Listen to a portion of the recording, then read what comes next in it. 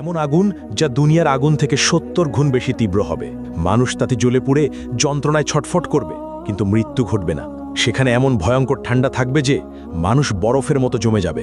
সেখানে খাবার হিসেবে দেওয়া হবে কাঁটাযুক্ত বিষাক্ত জাক্কুম ফল, যা খেয়ে মানুষ যন্ত্রণায় ছটফট করবে। গ্লাস দিয়ে তাদেরকে পান করানো হবে ফুটন্ত পানি, দুর্গন্ধযুক্ত রক্ত ও পুজ। হ্যাঁ বন্ধু, এটা সেই ভয়াবহ জাহান্নাম যা প্রতিটি অপরাধীকে ফেস করতে হবে। আসুন এই ভিডিওতে সেই জাহান্নামের শুরু থেকে শেষ পর্যন্ত গল্প শুনে আসি, যার প্রতিটি কথা কোরআন ও হাদিস থেকে নেওয়া, কিন্তু দৃশ্যগুলো আর্টিফিশিয়াল ইন্টেলিজেন্সের সূক্ষ্ম কল্পনা শক্তির তৈরি। ইসরাফিল আলাইহিসসালাম প্রথমবারের মতো একটা দীর্ঘ গভীর শ্বাস নিলেন, তারপর ঠোঁট ছুঁয়ে দিলেন শিঙায়। অতল গহ্বর থেকে উঠে এলো শিঙার শব্দ, ভয়াবহ হাড় কাঁপানো শব্দ। প্রথমে তাতে কেঁপে উঠল মক্কা আল মুকাররামা, তারপর সেই ঢেউ ছড়িয়ে পড়ল মদিনা আল মুনাওয়ারাতে, আবৃত করল মসজিদে নববীর প্রতিটি ইট, প্রতিটি স্তম্ভ। কাঁপল ইস্তাম্বুল, দুলে উঠল ঐতিহাসিক আয়া সোফিয়া। লন্ডনে থেমে গেল বিগ বেনের সময়। নিউ ইয়র্কের আকাশচম্বী দালানগুলো গর্জে উঠল ভয়ের কম্পনে। টোকিওতে যন্ত্রপাতি ছিন্ন ভিন্ন হয়ে পড়ল। একই মুহূর্তে গোটা পৃথিবীর প্রতিটি প্রান্তে ছড়িয়ে পড়ল সেই বিকট শব্দ। আকাশের তারারা একে একে নিভে যেতে লাগল। সেই দীপ্তিমান সূর্য ডুবে গেল অদৃশ্য অন্ধকারে, আর চাঁদ ভেঙে টুকরো টুকরো হয়ে গেল আকাশের বুকে।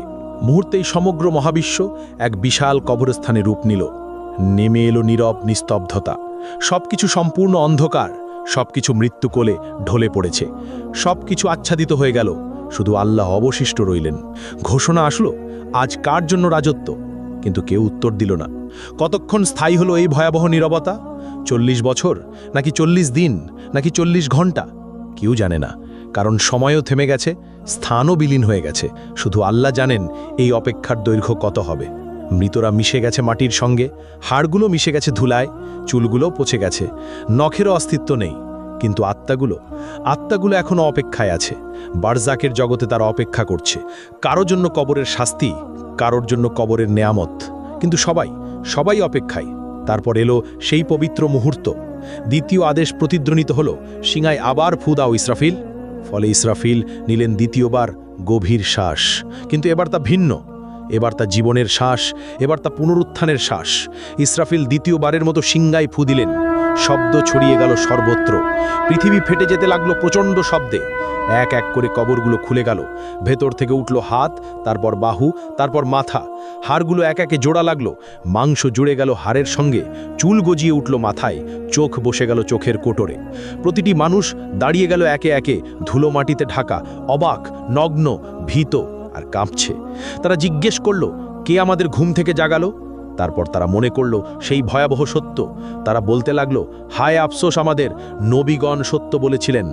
এটাই সেই প্রতিশ্রুতি যা দয়াময় আল্লাহ দিয়েছেন। এই চিৎকার ছড়িয়ে পড়ল চারদিকে, প্রতিধ্বনিত হলো আর্তনাদ। কিন্তু এখন অনেক দেরি হয়ে গেছে। ভয়ঙ্কর ভয় বিরাজ করছে সবখানে।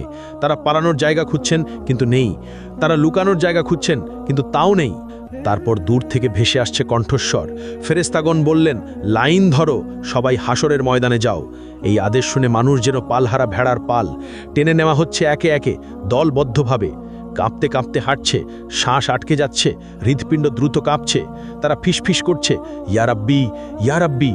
কিন্তু এখন অনেক দেরি হয়ে গেছে। যখন সুযোগ ছিল দুনিয়ায়, তখন তারা নামাজ পড়েনি, তখন তারা আল্লাহকে মনে রাখেনি। এখন মনে পড়ছে, কিন্তু খুব দেরি হয়ে গেছে। এদিকে হাসরের ময়দান পৃথিবীর মতো বিস্তৃত, বরং আরও প্রশস্ত। কোটি কোটি মানুষ, অসংখ্য প্রাণ একত্রে। আদম আলাইহিস সালাম থেকে শেষ নবজাতক পর্যন্ত সবাই এখানে উপস্থিত। অসংখ্য ভিড়, শ্বাস নেবার জায়গা নেই, চলাফেরার জায়গা নেই। মানুষ ভয়ে একে অপরকে চেপে ধরছে। সূর্যকে কাছে আনা হয়েছে, ঠিক মাথার উপরে, শুধু 1 মাইল দূরে। কি অসহ্য তাপ! শরীর থেকে ঘাম ঝরছে অবিরত। কেউ তাদের গোড়ালি পর্যন্ত ঘামে ডুবে আছে, এরা সামান্য পাপী। কেউ হাঁটু পর্যন্ত ডুবে আছে, এরা মাঝারি পাপী। কেউ কোমর পর্যন্ত ডুবে আছে, এরা অনেক পাপী। কেউ গলা পর্যন্ত ডুবে আছে, এরা মারাত্মক পাপী। কেউ ঘামের মধ্যে মুখ নাক ঢেকে আছে, এরা সবচেয়ে ভয়ঙ্কর পাপী। তারা ঘামে ডুবে যাচ্ছে কিন্তু মরতে পারছে না, কারণ মৃত্যু আর নেই। এই শাস্তির মধ্যেই সময় অতিবাহিত হচ্ছে, বছরের পর বছর কেটে যাচ্ছে, তবুও তারা দাঁড়িয়ে হাসরের ময়দানে। 1000 বছর গেল, 2000 বছর গেল, 3000 গেল, 5000 গেল, 10,000 গেল, এইভাবে 50,000 বছর চলে গেল। তবুও তারা অপেক্ষায়, তারা কাঁদছে, ইয়া রাব্বি, ইয়া রাব্বি, আমাদের বিচার শুরু করো না এখনই। এই অপেক্ষা শাস্তির চেয়েও কঠিন। আমাদেরকে জাহান্নামে নিক্ষেপ করো, কিন্তু তবু এই অপেক্ষা শেষ করো, আমরা আর পারছি না। কিন্তু আল্লাহ, যিনি ন্যায় বিচারক, তাদেরকে অপেক্ষায় রাখলেন, কারণ দুনিয়ায় তারা তার আদেশকে অপেক্ষায় রেখেছিল। তারা সালাত বিলম্ব করেছিল, তারা তওবা পিছিয়ে দিয়েছিল, আর আজ তারাই অপেক্ষায়। এমন সময় জাহান্নামের আগমন। হঠাৎ দূর থেকে একটা ভয়ঙ্কর শব্দ ভেসে এলো, যেন 1000 আগ্নেয়গিরি বিস্ফোরিত হচ্ছে, যেন লক্ষ ভূমিকম্প একসঙ্গে ঘটছে। শব্দ ক্রমশ তাদের কাছে আসছে, মানুষ কানে আঙ্গুল দিচ্ছে, কিন্তু কোনো লাভ নেই। শব্দ তাদের হাড় কাঁপিয়ে দিচ্ছে, অস্থিমজ্জায় ঢুকে যাচ্ছে। তারপর দূর থেকে দেখা দিল জাহান্নাম, ভয়ঙ্কর জাহান্নাম, 70,000 শৃঙ্খল দিয়ে বাঁধা। প্রত্যেক শৃঙ্খলে 70,000 ফেরেস্তা টেনে আনছে। জাহান্নাম যেন জীবন্ত দানব, রাগান্বিত, ক্ষুধার্ত আর বুনো। মানুষকে দেখে সে আরও দ্রুত ছুটতে চায়। শৃঙ্খল টেনে ধরে আছে ফেরেস্তারা অত্যন্ত কষ্টে। জাহান্নাম গর্জে উঠছে, সে মানুষকে কেতে চায়। যখন হাসরের মাঠের দিকে আসে, তার ক্রোধ আর ধরে রাখা যায় না। হঠাৎ ভেতর থেকে বের হলো এক বিশাল অগ্নিপিণ্ড, একটি মোটো পাহাড়ের মতো আকারের জ্বলন্ত দাউ দাউ করা আগুন। বিদ্যুতের গতিতে হাসরের মাঠের দিকে ছুটে এলো। কয়েক সেকেন্ডের মধ্যে মানুষের কাছে পৌঁছে গেল। সেই আগুন দেখে মানুষ পাগল হয়ে গেল। তারা দৌড়াতে লাগলো, কিন্তু কোথায়? সেই জায়গা তো নেই। যেদিকে দৌড়াচ্ছে আগুন ওখানেই, যেদিকে তাকাচ্ছে আগুন সেখানেই। তারা লুকিয়ে যাবার জায়গা খুঁজছেন, নিজেদের মাটিতে ছুঁড়ে ফেলছেন, কিন্তু আগুন থেমে নেই, এগিয়ে আসছেই অবিরত। মাত্র কয়েক সেকেন্ড বাকি, এর মধ্যেই এটি পুড়িয়ে ফেলবে সমগ্র হাসরের ময়দান। কোটি কোটি মানুষ ছাই হয়ে যাবে। কিন্তু সেই শেষ মুহূর্তে আসমান থেকে নূরের ঝলক নিয়ে আসবেন জিব্রাইল আলাইহিস সালাম। তার হাতে একটি ছোট পাত্র, ভেতরে স্বচ্ছ এক তরল পানি। তিনি সেই তরল ঢেলে দিলেন সেই বিশাল অগ্নিখণ্ডের ওপর। সঙ্গে সঙ্গে উঠল ঘন বাষ্প। আগুন তাৎক্ষণিক নিভে গেল, ফলে বরফ শীতল এক পাথরে পরিণত হল। কোটি কোটি মানুষ একই মুহূর্তে গভীর শ্বাস নিল, যেন তারা বেঁচে গেল। কিন্তু এটিই শেষ রক্ষে ছিল না। মানুষ হতবাক হয়ে জিজ্ঞেস করল, ওটা কি তরল পানি ছিল? কিভাবে এত ভীতিকর আগুন নিভে গেল? তখন জিব্রাইল আলাইহিস সালাম বললেন, ওটা ছিল তোমাদের চোখের জল। দুনিয়ায় যে চোখের জল তোমরা ফেলেছিলে, রাতের বেলায় সালাতে কাঁদতে কাঁদতে, আল্লাহর ভয়ে, তার ভালোবাসায়, নিজের গুনাহের অনুশোচনায়, কুরআন পড়তে গিয়ে, আজান শুনতে গিয়ে, মায়ের বাবার জন্য দোয়া করতে গিয়ে, এটা সেই পবিত্র অশ্রু। এগুলোই এই আগুন নিভিয়েছে, তোমাদেরকে রক্ষা করেছে, কিন্তু তা কেবল অল্প সময়ের জন্য। তখন মুমিনরা আনন্দে কেঁদে বলল, আলহামদুলিল্লাহ, আলহামদুলিল্লাহ। আর কাফেররা ভয়ে কাঁপবে আরও বেশি, কারণ তাদের কোনো অশ্রু নেই, ফলে তাদের রক্ষাকারীও নেই। অতপর হিসাবের সময় এসে গেল। নাম ধরে ডাকা হচ্ছে একে একে। যার নাম ডাকা হয় সে কাঁপতে কাঁপতে আল্লাহর সামনে আসে। ভয়ে হৃৎপিণ্ড ফেটে যাওয়ার মতো অবস্থা, শ্বাস বন্ধ হয়ে আসে। মহান আল্লাহ তার হাতে দেন হিসাবের বই। এটাই জীবনের চূড়ান্ত সিদ্ধান্ত। যে সৎকর্ম করেছে তার বই ডান হাতে দেওয়া হয়। সে আনন্দে বলে ওঠে, নাও পড়ো আমার হিসাব। আমি নিশ্চিত ছিলাম আমাকে হিসেব দিতে হবে। আর যে মন্দ কর্ম করেছে তার বই দেওয়া হয় বাম হাতে, পেছন দিক থেকে। সে উন্মাদ হয়ে চিৎকার করে ওঠে, হায় আফসুস, যদি আমাকে বইটা না দেওয়া হতো, যদি আমি আমার হিসেব না জানতাম। তখন মানুষ ভয়ে হতাশায় মিথ্যা বলল, ইয়া রব, আমি কিছুই করি নাই। ইয়া রব, আমি জানতাম না। ইয়া রব, আমি নির্দোষ। ইয়া রব, এটা আমার ছিল না, আমি খেয়াল করিনি। তখন আল্লাহ বললেন, মিথ্যা বলো না, তোমরা সত্য লুকাতে পারবে না। সবকিছু লেখা আছে, সবকিছু সংরক্ষিত আছে। তখন হঠাৎ মানুষের মুখ সিল করে দেওয়া হলো, কিন্তু মানুষের হাত কথা বলতে শুরু করলো। মুখ নেই, কিন্তু শব্দ আসে। ইয়া রব, এই হাতে সে টাকা চুরি করেছে। ইয়া রব, এই হাতে সে হারামে হাত দিয়েছে।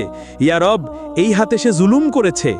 পা সাক্ষ্য দিল, ইয়া রব, এই পা দিয়ে সে দৌড়ে গিয়েছে গুনাহের পথে। ইয়া রব, এই পা দিয়ে সে গিয়েছে জুলুমে। ইয়া রব, এই পা দিয়ে সে যায়নি মসজিদে। চোখ জানালো, ইয়া রব, এই চোখ দিয়ে সে হারামের দিকে তাকিয়েছে।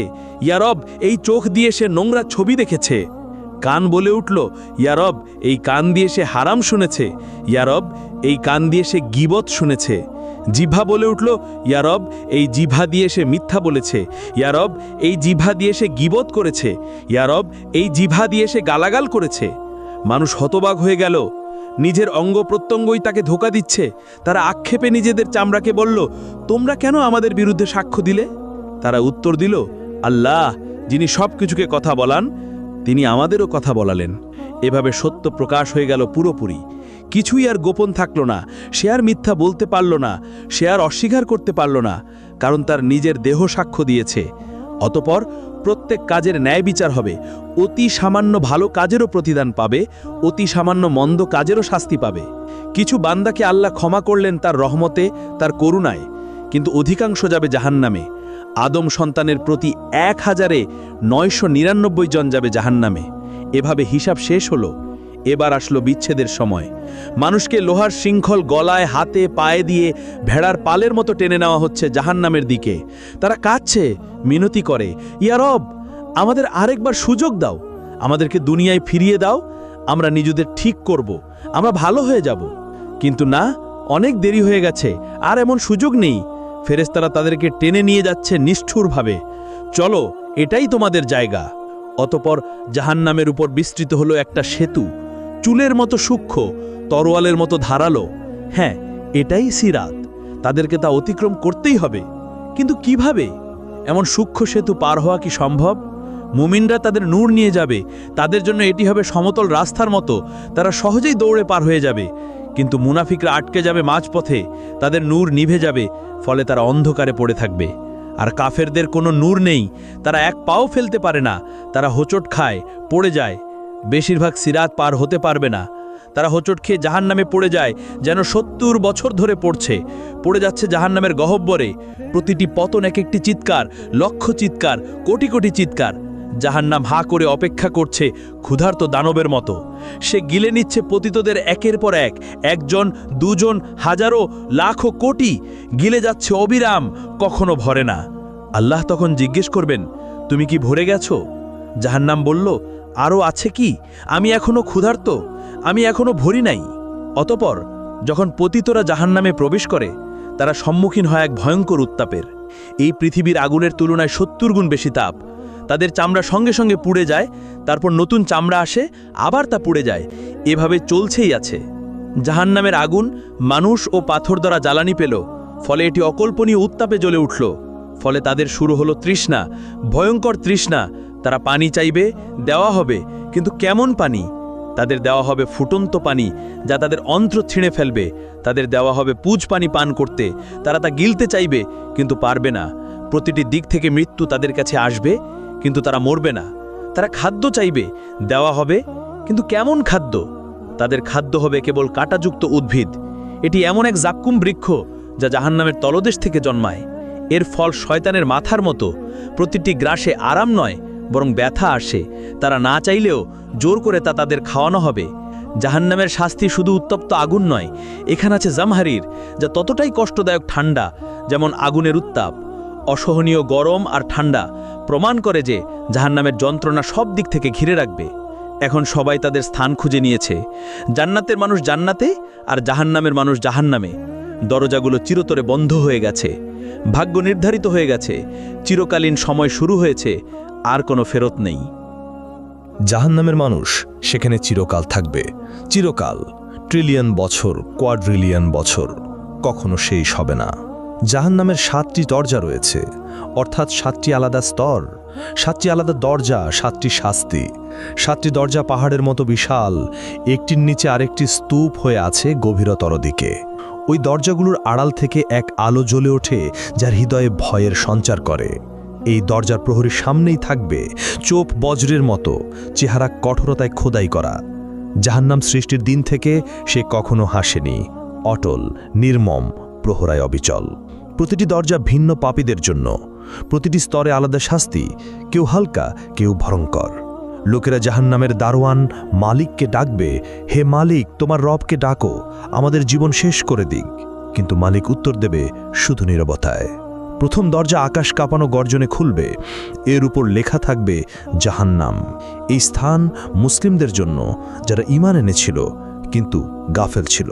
ইমানদার যারা সালাত ছেড়েছিল, যারা বলতো পরে পড়ব, যারা মিথ্যাকে অভ্যাস বানিয়েছিল, যারা মানুষকে কষ্ট দিয়েছে, অন্যায় করেছে, মানুষের হক মেরেছে, যারা বলেছে আল্লাহ তো ক্ষমা করে দেবেন কিন্তু তাওবা করেনি, তারা যখন প্রবেশ করবে তখন তারা কেঁপে উঠবে, আমরা কি ইমানদার ছিলাম না?